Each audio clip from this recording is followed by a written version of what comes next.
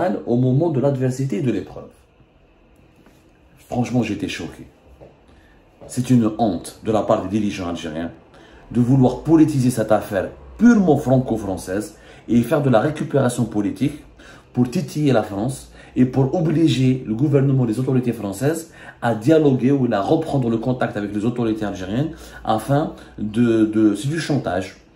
Tout court, il y a un drame en France, le régime algérien l'exploite, il y a des émeutes en France, il y a de la colère légitime, il y a une grande émotion en France. Le régime algérien surfe sur cette émotion, sur cette colère pour diaboliser le gouvernement français, pour diaboliser l'État français et pour dire que, et pour essayer, il veut s'impliquer, il a trouvé une brèche dans laquelle il veut s'infiltrer pour s'inviter dans ce débat politique qui est largement médiatisé en France sur la place de l'immigration et des ressortissants français d'origine étrangère, de leur rapport avec les forces de sécurité, pour avoir son mot à dire et pour bénéficier de cette exposition médiatique et pour obliger la France à reconnaître le régime algérien et à lui donner, à dialoguer avec lui, à lui donner une sorte d'espace publicitaire qui permettra à l'Algérie de Tebboune de se faire entendre auprès des médias français et des médias occidentaux. C'est une honte. Cette récupération politique est une honte. Pourquoi? D'abord, on dit qu'il est franco-algérien. Est-ce qu'il a un passeport algérien? Je ne sais pas. Je ne vais pas vérifier. Je n'ai pas vérifié. Mais je n'ai pas vérifié, mais je vais vérifier. Il est possible qu'il ait le passeport algérien, ce Naël, sa famille d'origine algérienne, oui. C'est vrai. À Nanterre, c'est l'une des villes qui abrite l'une des plus grandes communautés algériennes de France. À Nanterre, il y a des Kabyles, il y a des gens de Beskara, il y a des gens de Marnia, de Ouedsouf. Nanterre, elle est rattachée à l'histoire terrible et terrifiante de la colonisation. On a des rapports post-coloniaux, des rapports compliqués, passionnels entre l'Algérie et la France depuis le début, depuis la colonisation et après la colonisation. Pourquoi? Parce que les Algériens de Nanterre, qui ont des grands bidonvilles. Ils vivaient dans des grands bidonvilles et ils vivaient une misère atroce. Et après l'indépendance de l'Algérie jusqu'aux années 70, la France a commencé, les années 60, les années 70, à éliminer ces bidonvilles, à construire des logements sociaux dans lesquels ils ont été logés la majorité de ces familles algériennes qui sont restées en France en dépit de l'indépendance de l'Algérie. D'autres ont fait de l'immigration familiale, lorsque les travailleurs algériens, les années 70, les années 80, dans le cadre de l'accord de migration, dans le cadre de l'accord sur la gestion des flux migratoires entre la France et l'Algérie de 1968, à la Belcombelé, chaque année jusqu'à 85-86, il y avait entre 35 000 et 25 000 travailleurs algériens qui venaient en France travailler. Ils ont ramené leurs proches. Il y a eu la politique du regroupement familial autorisée les années 80, ce qui a permis de construire une grande communauté, à Nanterre notamment, comme dans beaucoup de banlieues populaires en France. C'est un drame qui ne concerne pas l'Algérie. Pourquoi? Naël, il a vécu en France. Il est né en France. Il fait l'école française. Il est le fruit de la société française, de l'histoire française, de la complexité de l'histoire et du vécu de l'identité française. C'est quelqu'un qui a aucun lien avec l'Algérie. Si ce n'est des origines algériennes et ses parents qui sont d'origine algérienne. C'est tout. Il a vécu en France. Il est le fruit d'une complexité de la situation politique et sociale compliquée en France. En France, il y a des problèmes, comme aux États-Unis, avec la communauté afro-américaine, comme il y avait des problèmes en Allemagne à un moment donné avec la communauté turque, comme il y avait en Angleterre avec la communauté jamaïcaine ou la indienne, la pakistanaise. Dans les pays occidentaux, il y a souvent des problématiques d'intégration et qui posent des voies, des bavures policières, des brimades ou des injustices font éclater des émeutes de la part de certaines populations qui sont d'origine étrangère, qui ne se sont pas suffisamment considérées ou la respectées. C'est un problème franco-français. En quoi la communauté algérienne est concernée? Alors, comment le gouvernement algérien va réagir? C'est la France faisait des communiqués pour suivre avec grande attention les bavures policières en Algérie. Des bavures policières en Algérie, il y en a eu. Je vois les bavures militaires qu'il y a eu. Des militaires, ils ont tiré sur des civils. La Kabylie de 2010, 2011 jusqu'à 2020. Allez voir le nombre, des dizaines de personnes.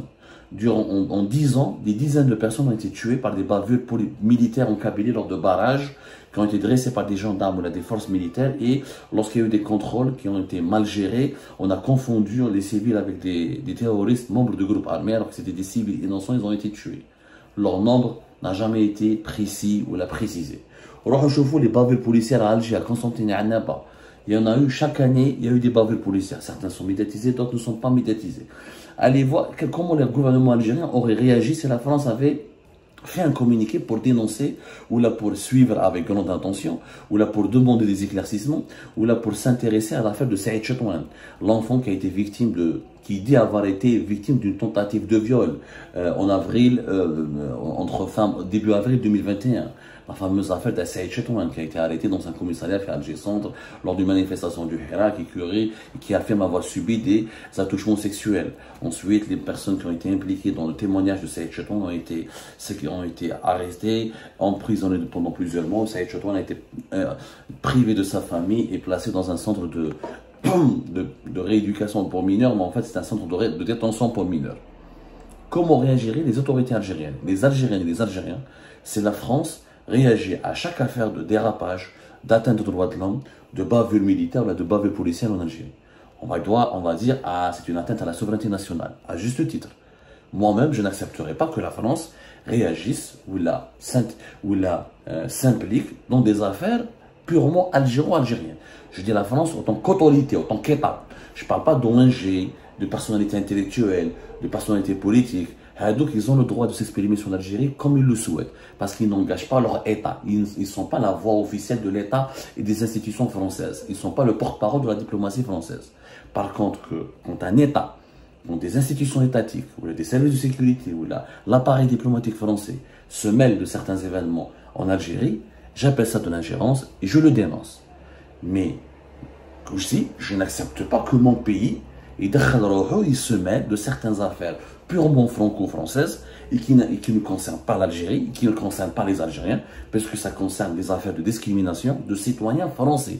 Naël, il n'est pas algérien, il est français d'abord. Oualech, il est français d'abord, il est né en France, il a fait l'école française, il parle d'abord le français, il a vécu en France, ses parents ont fait leur vie en France, ils l'ont fait en France, il a été conçu en France.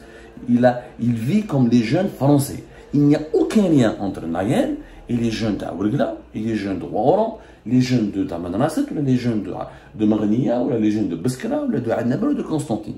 C'est deux vécus différents, c'est deux identités différentes.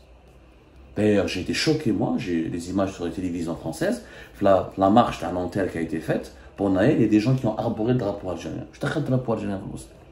Je t'ai l'Algérie, l'Algérie n'a rien à voir. Rien à voir. Il y a eu des bavures policières en France contre des Français d'origine malienne, d'origine subsaharienne, mais ça reste des Français. C'est un problème franco-français qui ne concerne pas les institutions algériennes, qui ne concerne pas la communauté algérienne, parce que la communauté algérienne, elle a d'autres problèmes. Ou alors le gouvernement algérien ne réagit pas contre des jeunes lycéens, contre des jeunes étudiants algériens. L'administration française, elle ne leur renouvelle pas leur titre de séjour, elle ne leur donne pas les autorisations de travail, ou elle veut les expulser à tort, alors qu'ils n'ont absolument commis aucun délit. Pourquoi l'administration du ministère des Affaires étrangères algérien ne réagit pas contre des sans-papiers quand ils sont victimes de violences policières en France, alors qu'ils n'ont absolument rien commis, ni crime, ni vol, etc. Ils étaient juste des sans-papiers. La plupart des sans-papiers algériens en France sont d'ailleurs des livreurs, des travailleurs, des cuisiniers, ils remouvent le BTP, ils ne font pas de problème. Malheureusement, une petite minorité de délinquants fout la merde et fout des troubles, et ensuite ça noircit l'image de la majorité. Pourquoi ni l'ambassade d'Algérie en France, ni le ministère des Affaires algérien, le ministère algérien des Affaires étrangères ne réagit quand un Algérien est victime d'un abus de pouvoir de la part de l'administration française, de la part des autorités françaises? Pourquoi? Parce que ça n'a pas été médiatisé. Parce qu'il n'y a aucun profit politique attiré de cette affaire, de ces affaires-là.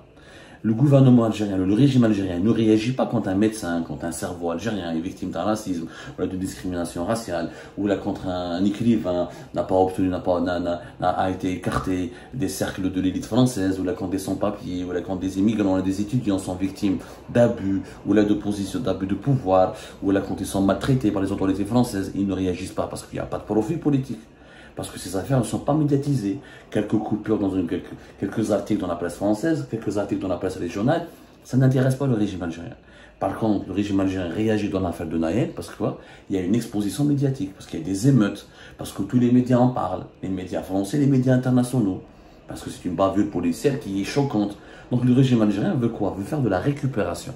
Il fait de la récupération pour tirer profit et pour se venger contre l'État français qui n'a pas voulu programmer la visite de Abdelmajid Tebboune telle qu'elle a été souhaitée par le régime algérien, savoir une visite fastueuse, prestigieuse, une visite d'État, luxueuse, où Abdelmajid Tebboune va se pavaner ou la parader dans les grandes rues, dans les Champs-Élysées et dans les lieux les plus symboliques du pouvoir français. Donc c'est une histoire de vengeance.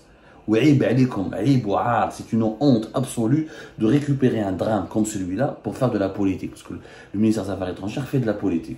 J'aimerais bien voir pourquoi le ministère des Affaires étrangères n'a pas réagi contre... Parce que nous avons une communauté de plusieurs... Au minimum, nous avons 2 millions de personnes qui sont affiliées directement, indirectement aux 20 consulats d'Algérie qui sont en France.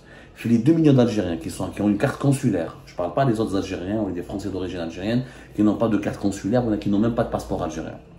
Beaucoup d'entre eux ont rencontré des difficultés d'ordre juridique, d'ordre politique ou d'ordre sécuritaire en France. Jamais le ministère des Affaires étrangères, en tout cas